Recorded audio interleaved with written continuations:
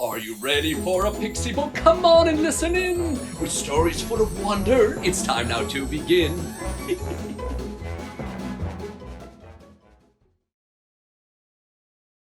Hello, children! Are you ready for a story? Oh, fantastic! Perfect timing, storybook! Today's story is called The Little Match Girl. This story is a special one because some people think it's sad, while other people think it's happy. No one can seem to settle it. Once upon a time, a little girl lived with her parents in a small house in the city. It was the coldest New Year's Eve in years.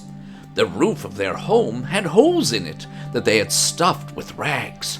But still, the icy wind got in. Brrr. Sadly, the little girl and her parents were not only cold, but very hungry, for they hadn't eaten in days. The little girl decided she would go out and sell some matches so she could buy food for her family. She loved them dearly, and seeing them suffer broke her little heart. Her parents didn't want her to go out in the cold, but the little girl was determined. Her mother said, "If you must go, at least wear my slippers to keep your feet warm." They're much too big, but they're better than nothing." The little girl set out into the icy streets with a bundle of matches to sell. New Year's Eve parties were happening in the houses all along the street.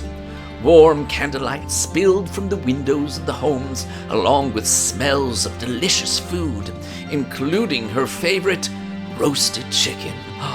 Yum! She was crossing the street when suddenly a carriage charged by. The horses knocked her backwards into a snowbank, and the slippers fell right off her feet. Before she could get up, a stray dog ran over, snatched the slippers in his mouth, and disappeared down an alley. The little girl was too weak to chase the dog, but she was not going to give up. She wandered shivering through the night, crying, "Matches for sale?" But no one bought any. The snow kept falling and the wind howled. The little girl's feet were completely numb, her fingers aching and her ears stinging from the biting chill. She thought of going home, but when she looked around, the snow was so thick that she was lost. She couldn't call her parents because back then phones hadn't been invented. She finally collapsed in the corner next to a mansion, huddled up against the brick walls in hope of escaping the wind. She struck a match against the brick and warmed her fingers over the bright flame. Then the strangest thing happened. Right there before her eyes appeared a huge fireplace with a crackling, joyous fire that warmed her all over. But the match quickly burned out, and she was left once again in the dark and cold. The fireplace was gone. She struck a second match, and this time she could see right through the bricks into an elegant dining room. There was a long table with a crisp white cloth and beautiful dishes piled with every kind of food she could desire. In the middle was a perfectly roasted chicken. The chicken floated towards her, but just as she reached for it, the match went out. In its place was the cold, wet wall. She lit another match, and this time she saw the biggest and most beautiful of holiday trees, sparkling with pure magic and lights. Those lights reached so high into the sky that they became stars. Just as the flame went out, she saw one of the stars fall. This reminded her of her grandmother, who had always told her that falling stars granted wishes. She missed her grandmother terribly, but when she lit another match, her grandmother was right there smiling at her with rosy cheeks, wearing a toasty shawl. "Grandmother, don't go!" the little girl cried as the match went out.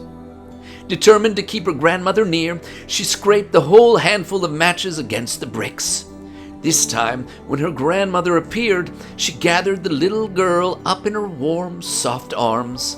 Together, they floated up towards the stars, where there was no hunger, cold, or sadness, just love, peace, and joy.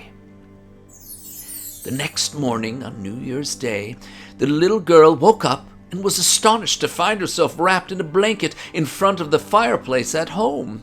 Her parents were sitting nearby in the glow of the crackling fire with steaming cups of coffee. Strangest of all was the smell of delicious roasting chicken. She looked around for her grandmother, but instead saw the lady from next door. She realized her grandmother was just a dream, but this neighbor had found her, carried her home, and shared firewood and food with her family. She still missed her grandmother, but her heart and belly were filled by the neighbor's kindness that saved her life. The end. So, friends, what do you think? Is this story happy, sad, or both? That's for you to decide. Bye-bye. Did you like this story? So let me know by clicking on the thumbs up.